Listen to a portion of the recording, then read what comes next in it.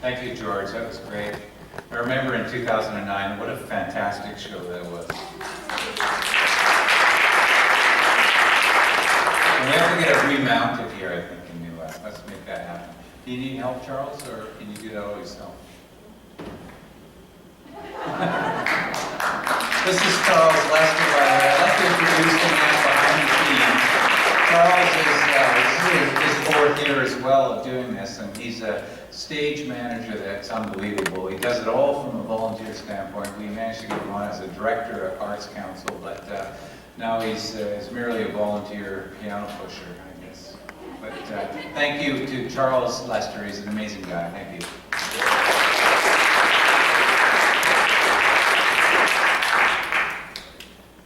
It's my great pleasure to reintroduce Bob Robertson and Linda Cullen. Now, they were at last night's event for the opening, and there was 85 people in the audience. As I say, we overdid the library's fire regulations. That's good. I like that. But Bob and Linda, you know, they're best known for their work on the Double Exposure as a team. Comedy team and Double Exposure on CBC Radio and CBC Television. And then they moved to the CTV network, and if you were at last night's event, you would find out why it was that CBC and moved to CTV. As well as radio and television, though, in 1995, Bob co-wrote a best-selling comedy book and has performed in front of audiences coast to coast. Linda Cullen herself is a noted author and has a book that you can buy. I think she might have bought it tonight. I'm hoping she will, but I haven't done that. But they've both been inducted into the BC Entertainment Hall of Fame, and they have their star or plaque or whatever it is on the street down in Granville. That's fantastic. Right across from the Orpheum Theatre. Last night it was pretty apparent that they had done, I don't know, like 450 shows a year or something. It's an unbelievable number.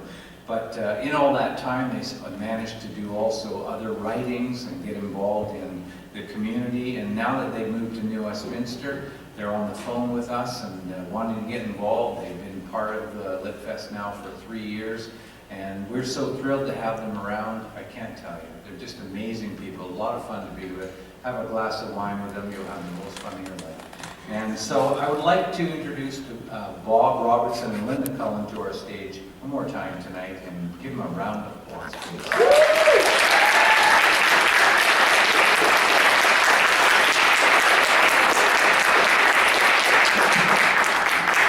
So I see obviously you're afraid to come down to the front rows here. And for good reason, because you may not know, these are the spit rows. And when we're out here, there's a lot of spit that flies, so it's probably a good choice. And now, direct from the cover of the Piffle to the viewer stage at Douglas College, it's Double Exposure. How are you doing there? You all I think I'm screwed in, as usual. All right. Thank you, Rick, for mentioning my book. No, I did not bring any with me tonight. But, you know, in case you don't know, my book can be found in tens of bathrooms across the country.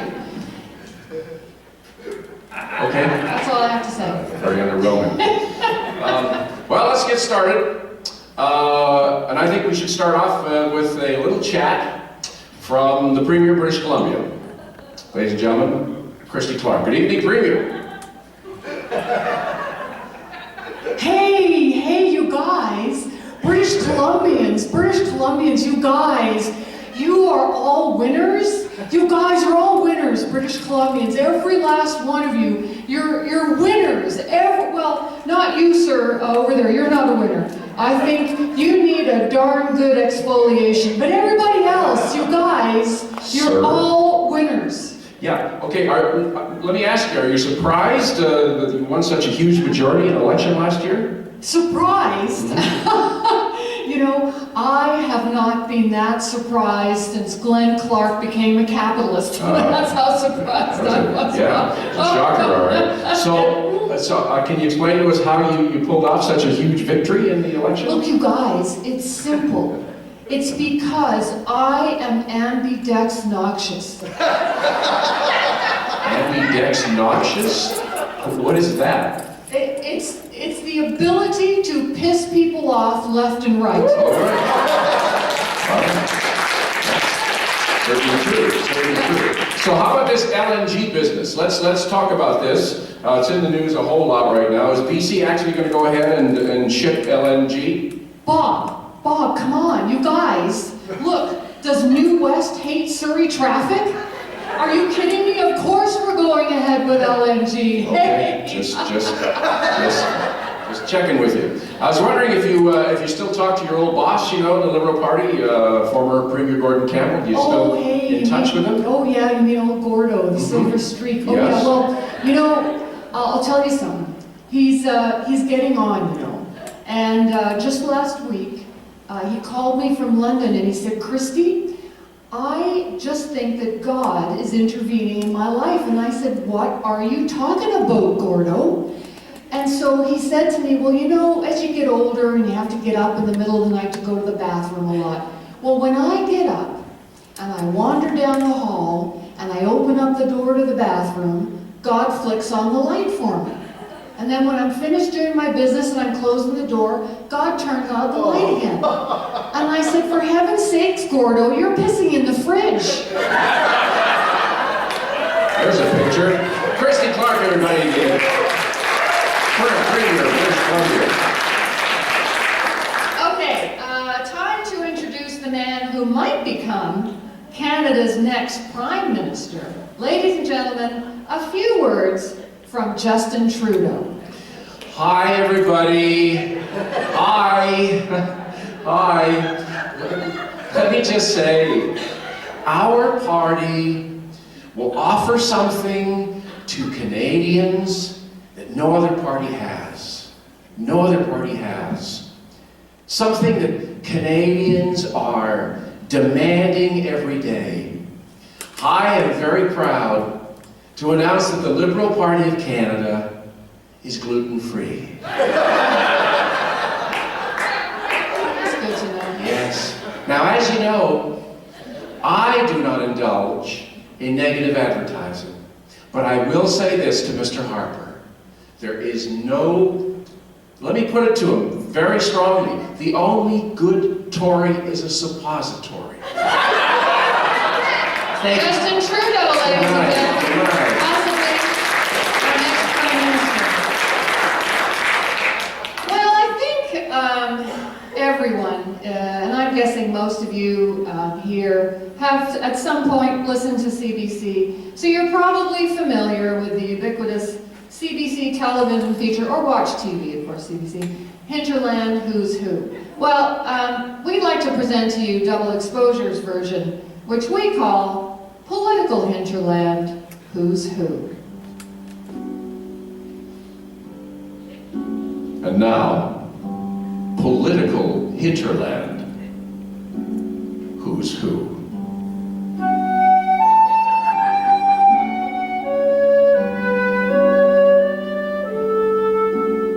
As spring finally begins to melt the snows of a long, cold winter, the creatures of the political hinterland are beginning to stir.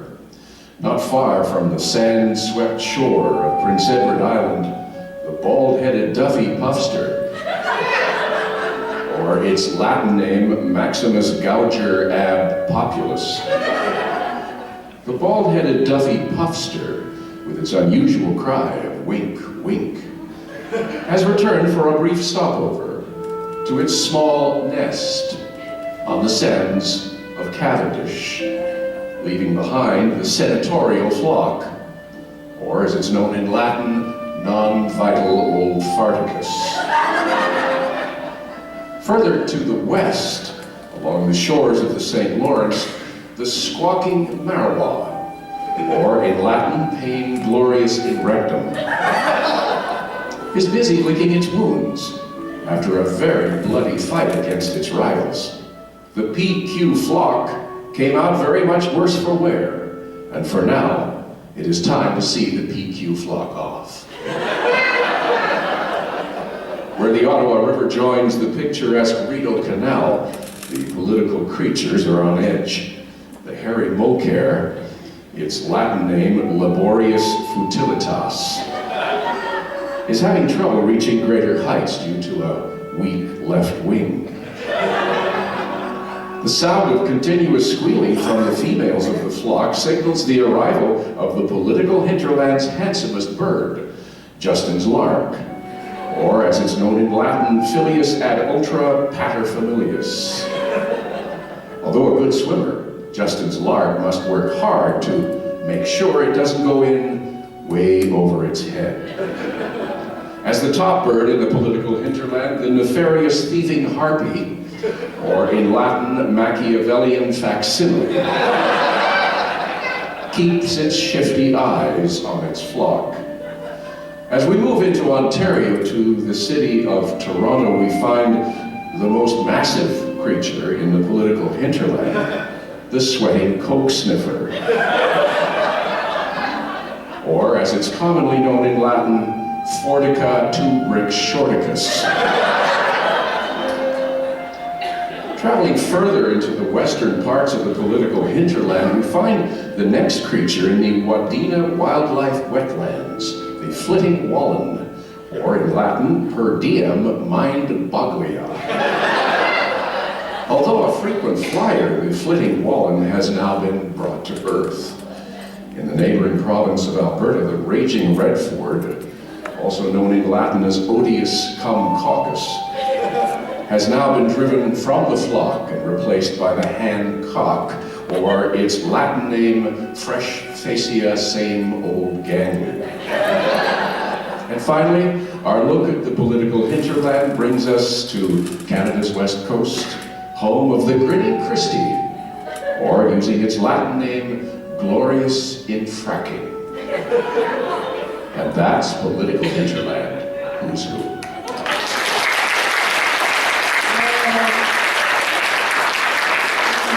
so impressed that you paid attention in Latin class. I sure did.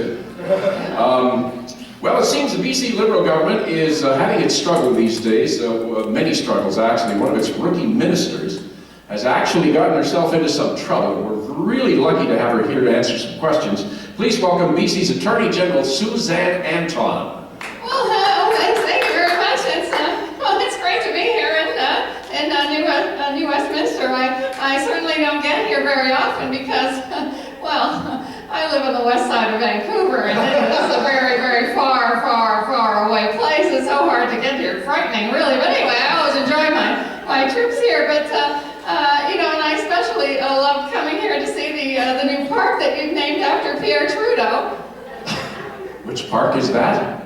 Well, Pierre Park, of course. Oh, I see what you mean. Yes, of course. I know. Of course, yeah. So anyway, you're in charge of the liquor laws in BC. Now, these changes you're proposing, right now we're very confused. Oh. What's the latest on this? Well, a man came up to me yesterday and he said, these changes to BC's liquor laws, you need to call them double exposure. And I said, well, why would I do that? And he said, because they're just one big comedy routine. I don't understand. Suzanne Anton, thank you for dropping by.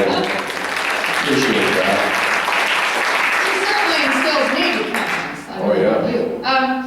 Well, I was just reading the other day that in Toronto, the media found out what Mayor Rob Ford's salary was. He is paid $180,000 a year, although his street value is considerably higher. Well, I think we should have a little chat with the mayor. Good evening, Mayor Ford. Hey, it is super, super, super great to be here, but I can't stay. Hey, I can't stay. I gotta head down to the Foggy Dew on North Road there. Did you know that they serve booze in there till 4 a.m.? I think I read that. Yeah. Okay, so on to more important things, I've read that you've selected your re-election campaign team. Uh-huh. And you've chosen sprinter Ben Johnson. Now, why on earth would you choose a disgraced former Olympic runner? Well, Oscar Pistorius wasn't available. Okay, all right. All right, everybody. Oh, jeez. Always a classy guy. Oh, yeah. Okay. Well, it's time now to introduce one of maybe our all-time favorite politician over the years.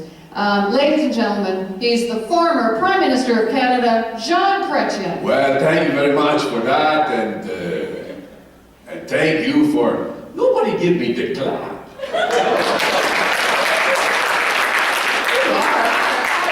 There was a time in Canada, I would go across Canada, everybody would give me the clap every night. Well, I don't know why. Anyway, I'm happy to be back here in my favorite province of English Columbia, you know, and to come to Westminster. You know, and by the way, I am happy that Justin Trudeau is the new leader of the Liberal Party in Canada, and I knew it was going to happen because he is the heir apparent. And also, people see that the other week, I had my 80th birthday, and you know, it was a big day when I blew up the candles, and you know, just to remember that I was a great Prime Minister in Canada. I was a busy beaver all the time, you know. I traveled the wasteland the rest of Canada, feeling up Canadians about this, about that, about the other. You know, I go up north, I go up to, I travel to none of it, then I go to some of it, then I go to all of it. I was making a big land deal with Canada's unoriginal people, that's why I was there. Never forget, you know, that I win my first election in 1993, then I win a second election, 1997, and I finish up by having a turd. Not a lot of Prime Minister in Canada can say they finish up with a turd. But I can do that. When I was the big cojones in Canada, I appoint a woman to become the Governor General of Canada. And I want to introduce her now. Hello. And I have forgot your name. I'm Adrian Clarkson, and you're not. Oh yeah.